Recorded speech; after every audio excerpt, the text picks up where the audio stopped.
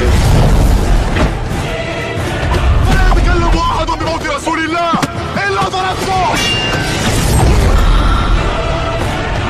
جئتك أؤمن بالله وبرسوله وبما شئت به وقد أعذرت إليكم وأعذرتموني.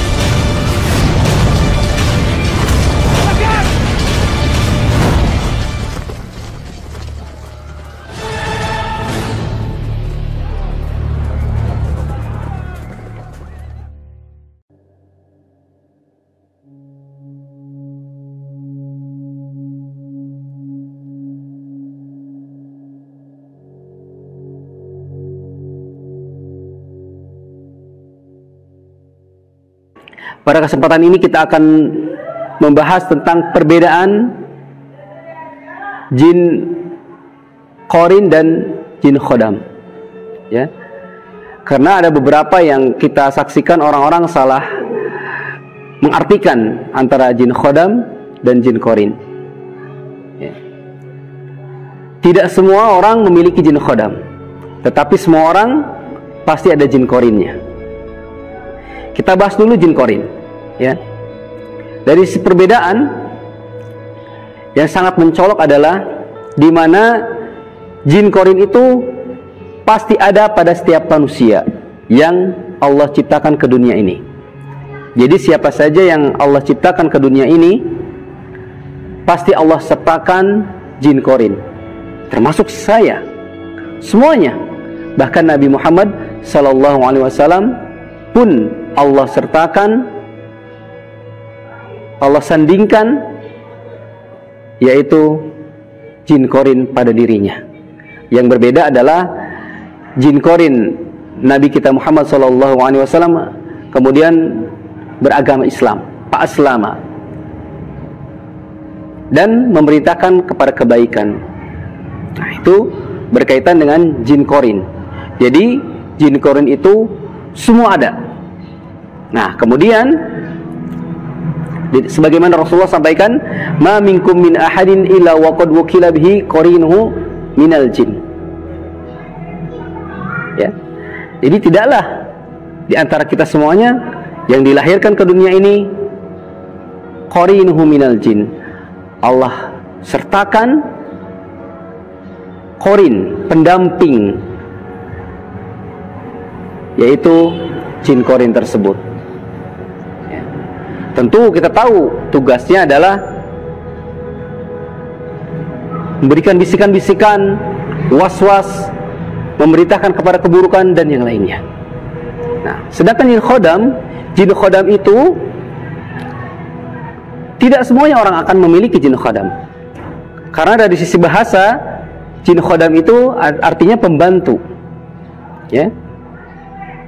Yang membantu manusia di kala manusia itu meminta pertolongan, meminta bantuan, berlindung, dan bekerja sama dengan jin Khodam.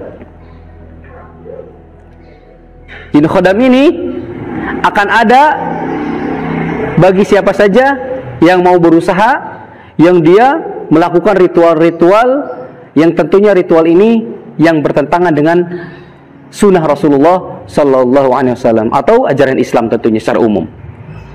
Karena tidaklah seseorang memiliki jin Khodam kalau dia tidak melakukan ritual-ritual tertentu, amalan-amalan tertentu, bahkan memiliki pusaka, memiliki jimat dan yang lainnya dengan tujuan memiliki jin Khodam. Ya, beda tadi ya. Kalau jin Qarin, semua orang, semua manusia Allah sertakan pada saat dia lahir ke dunia ini sampai tugasnya selesai, yaitu sampai meninggal. Beda dengan tadi jin Khodam. Maka jin Khodam ini bagi siapa saja yang meminta perlindungan, bantuan, tentu jin Khodam ini akan membantu manusia bukan karena takut kepada manusia, karena takut, bukan, karena ada sesuatu yang dia inginkan, yaitu melakukan kemaksiatan kepada Allah Subhanahu wa taala. Karena siapa saja yang ingin memiliki jin Khodam, pasti dia melakukan ritual-ritual yang bertentangan dengan syariat Islam, bahkan melakukan kesyirikan. Gitu ya. Maka jin khodam ini akan memunculkan masalah lain. Salah satu di antaranya akan berimbas kepada anak cucu keturunannya. Bagi siapa saja yang cocok dengan gangguan tersebut, bagi siapa saja sesuai dengan keinginannya, apakah dia tujuannya menjaga, tujuannya penglaris, tujuannya supaya disukai oleh orang lain dan sebagainya. Jadi jin khodam ini akan bertugas.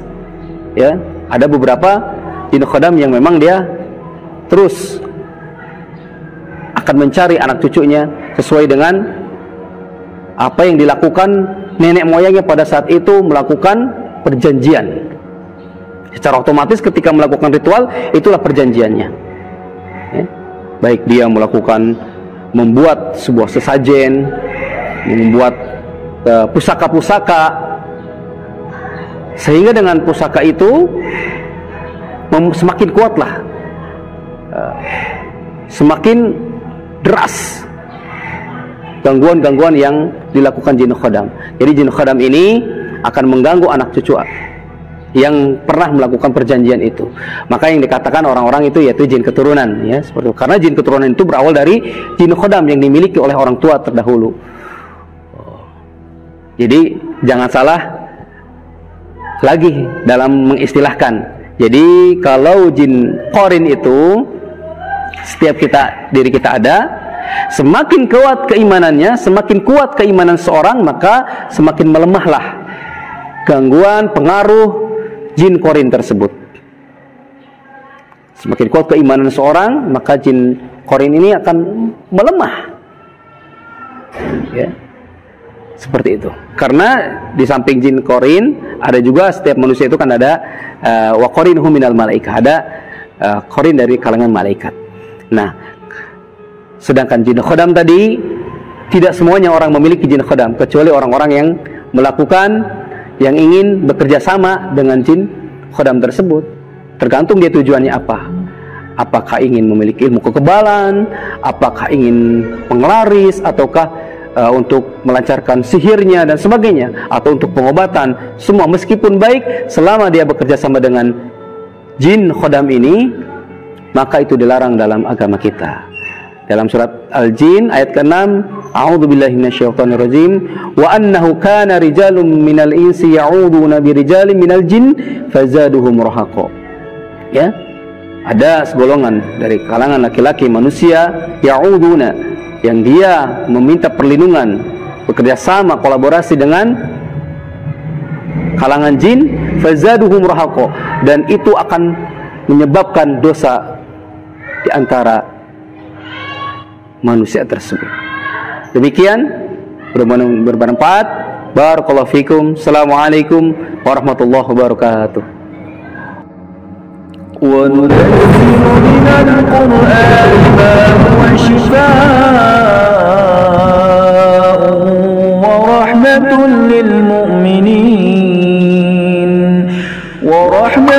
lil mu'minin wa la yazidu adh-dhalimina illa khasara.